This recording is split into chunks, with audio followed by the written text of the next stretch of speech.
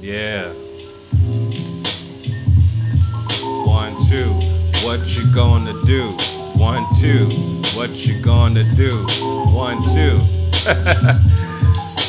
Nah, I'm not about to rap, family. Just love this beat. I've been listening to it for the past like 15 minutes, so love this beat. Love it. All right.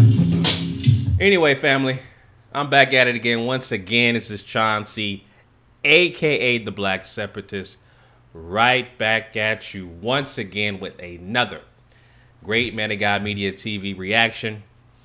All right, I've been traveling for the past couple of days, but I'm back now, family, back and ready to talk about a wide variety of topics. All right, so this first topic I want to talk about is Chrisette Michele copping pleas, apparently, and giving her explanation as to why she sung at the Trump inauguration last Friday. It's kind of funny to me. Well, actually, it's actually comical to me. I just want to hear an explanation, and then after that, I'll give you guys my real-time reaction and post commentary. All right. So before I get into that, family, and start my reaction to this particular video that's on CNN.com, if you're new to this channel, once again, let me reintroduce myself. My name is Chauncey, aka the Black Separatist. On this channel, I talk about counter racism. I also talk about issues that affect black people collectively as a group. And I offer my suggestions on how to replace this broken system of injustice, this broken system of racism, which is white supremacy, with a system of justice. So if you subscribe to that ideology, please subscribe to this channel. If you don't agree to that ideology, subscribe anyway, because if you want to go ahead and hate watch and troll, live out your fantasies in 2017, you might as well go ahead and do it on this channel, because I need my subscriptions and my view counts to go up so the message can be widespread of what I'm trying to do, which is replace this system of racism, white supremacy, with a system of justice. All right, which is also black empowerment. So anyway, if you want to go ahead and do that, family, please subscribe anyway. So let's get right back into it, family. So Chrisette Michele explains why she sung at the Trump inauguration last week. So we're going to get right into it, family. I got the video already queued up and paused it so I can give you guys my real-time reaction. So let's get right into it, family. Show you my screen. And we're going to go right now. Here we go. Followers, she lost a potential gig with filmmaker Spike Lee. When the news broke, Spike Lee posted on Instagram, "I was thinking about using Chrisette's song Black Girl Magic in my Netflix series She's Gotta Have It, Not Anymore." Then you have Questlove weighing in, of course the Roots drummer and the Tonight Show band leader, tweeting, "I'd pay Chrisette to not perform." Chrisette Michele is with me now. She just released her latest single, a spoken word track called No Political Genius. It is a direct response to the inauguration uproar. It is such a pleasure to meet you. Thank you for coming by. Thanks for having me. Okay, well, let's back up. Yeah. Why did you say, yes, I'll perform? I said we have to be seen. Somebody's got to see us. The Democrats aren't even coming. I've got to be one and I've got to be there. They've got to hear from us. They got to see what we look like, see what we think like, and see what we think. Because I was watching TV saying, I know he ain't talking to me. You didn't get a chance to talk to him. I got a chance to talk to the entire country, and I think he might be watching. You know who else might be watching is Spike Lee. I want you first to just address Spike Lee and Questlove because of what they said in response to you. Well, first of all, she said she wants to be seen, and that's the natural inkling when it comes to white acceptance, right? To trying to align yourself with white supremacy, to trying to deal with the fact that you suffer from Stockholm syndrome and cognitive dissonance. That's the first reaction. You want to get acceptance from your oppressor. So you want to be seen. I'm here, daddy. Can you please accept? No, nigger. You can't be accepted because you're 3/5 of a person. So no, you can't be accepted. Okay? But I'll let you perform here. All right, because I want to pretend I really care about you goddamn niggers. Okay, I'm using you niggers as pawns, but go ahead and perform and sing your little Jubilee song. Right? That's the Donald Trump. That's the Donald Trump tactic right there, or the political white supremacist tactic. All right, that's all that is. Let me finish playing the video. You performing, what would you say to them? Spike Lee, you were supposed to mentor me through this moment. I mean, you came before us, you taught us all of the art for change. This is what art for change is. I wore a Basquiat skirt on the stage of the inaugural ball. Were you not paying attention? In Questlove, you know how much I love you, but I would have paid you to perform.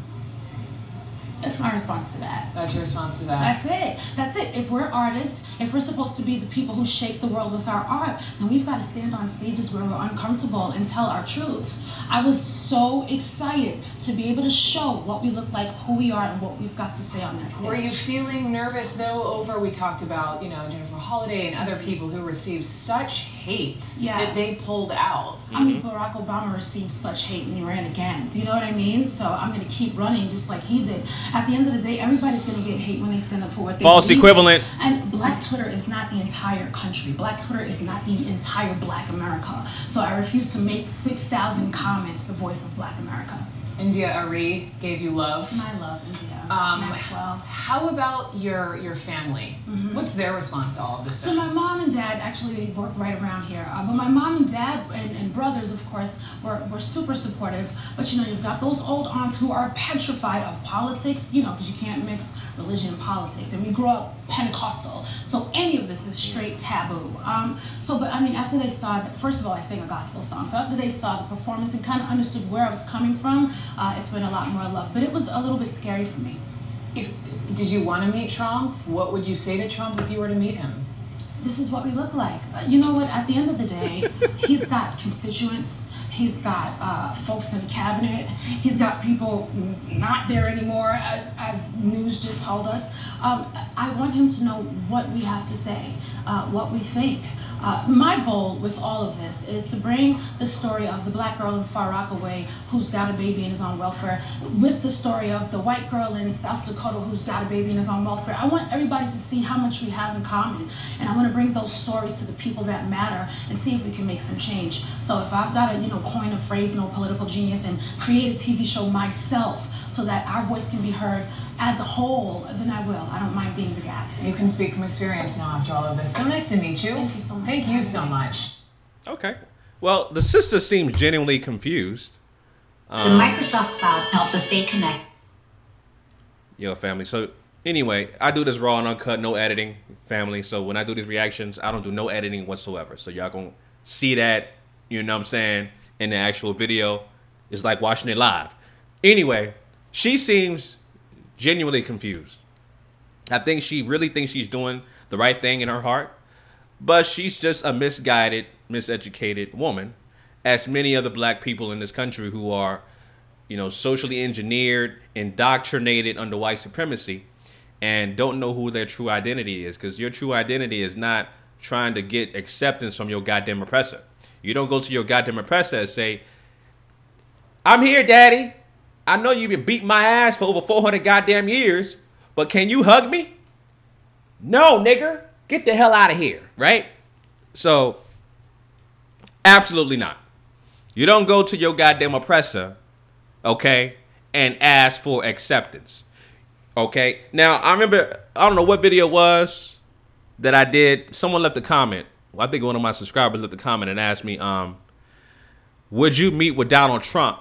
Right? And I said, only if he agreed that he and his lineage of Europeans, right, the oppressors, agreed to reparations, paying the ancestors, our ancestors, bloodline relatives in Africa. And you can trace it back to the nations in Africa that suffered for over 400 years under apartheid, antebellum slavery, if only agreed to pay us, right, for reparations, right? And that was my response.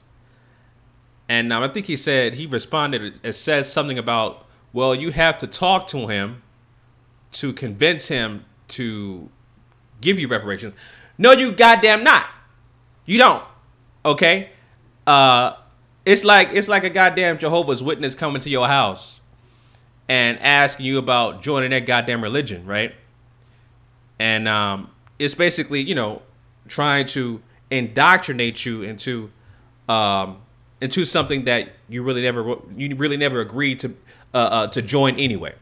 So I shouldn't convince a white supremacist that he did wrong unless he felt morally obligated to change and correct that past doing that he did. All right. Unless he came up with that conclusion himself without me trying to, quote unquote, change his mind, you know, that's the only way that I will actually go ahead and have a meeting with Donald Trump. Right. He has to change his own mind or convince himself that black people are owed reparations for systematic oppression for over 400 years. Right. I shouldn't have to debate or convince a white supremacist all of the atrocities they committed, you know, to black society. They should already made up their mind and say, yeah, we did some foul shit for over 400 years. We got to pay you guys because I understand that, you know, wealth and equality is a mismatch for the dominant white society, and black society is a complete mismatch. You know, black families will take about 200 years to amass or match the wealth of a white family. So, you know, you basically have a 200 to 400 year head start by the dominant white society off the backs of free labor, right, from black people in this country, right? So that's what that's about, family. Again, you know, Chrisette Michele, it seems like she's genuinely confused and just misguided and educated. You know, Chrisette, I really didn't hear too much about her music, honestly. I think she did something with, I don't know, some rappers, Nas or something like that. But you got to understand, sister, anybody like in her lane, in terms of, you know, she's not on a Beyonce level or a Rihanna level in terms of popularity. Absolutely not. But she was the last Negro that accepted. Let's keep it real. All right. She was the last Negro that accepted. Donald Trump's committee was, you know, looking under rocks and trees to find a goddamn Negro singer to sing at his damn inauguration. He called every person, his committee rather, called every person they could think of, and they said no. You know, I can imagine Donald Trump was talking to his committee. He's like, listen, guys, I need you guys to find some nice black singers, okay? What I want you to do, I want you to call Sammy Davis Jr., I want you to call James Brown, all right? And I want you to call Ray Charles. Mr. Trump, they're all dead. Oh, you're right. You're right. Call Michael Jackson. I want him to perform. Mr. Trump, Michael Jackson is dead. He's dead also. He passed away. Oh, okay. Who are these nigger singers that can come out and perform in front of my inauguration? Just do what you can do. Find a nigger singer to sing in front of my inauguration. Okay, I really don't care what genre they are. Just call one of these niggers, okay, and make sure that their music is aligned with my message, with what I'm trying to do. Make sure that their message and their music does not talk about systematic oppression or white supremacy, all right, or no black empowerment. I want some safe Negro music, all right? All right, I want non-confrontational, safe music, okay? I need you to find some Negroes like that. So they call a whole bunch of people, right? Okay, 2 Chainz and Jennifer Holliday, you know, et cetera, et cetera. Kanye West met with him, did a photo op, but they said his music didn't align with the message of Donald Trump, aka white supremacy. All right, so they had to find safe haven Negroes to sing, and they found Chrisette Michele. You really think that Donald Trump knows who Chrisette Michele is? Absolutely not. His committee Googled Chrisette Michele, and I'm pretty sure they watched a couple of videos on YouTube. Yeah, this is a pretty safe Negro. Let's see if we can call her. They called her people. Okay, we want Miss Chrisette Michele. We think you're a great singer. We love your album. I just listened to your whole album, and I love it. Obviously lies. We want you to come out and sing for the inauguration for Donald Trump. This is going to be a historic moment. All right? So they met with the terms, and she accepted. She, again, like I said, she's a confused Negro. Okay? A confused Negro that's indoctrinated and that's just misguided and miseducated, like millions of other black people in this country. All right? So anyway, family, those are my thoughts about Chrisette Michele and why she sung the national anthem. Excuse me, the national anthem. The Trump inauguration. Why she sung at the Trump inauguration. Leave your thoughts down below, family, about that. And just let me know your thoughts, family. Until next time, I'm signing out. Chauncey, a.k.a. the Black Separatist, signing out. Peace.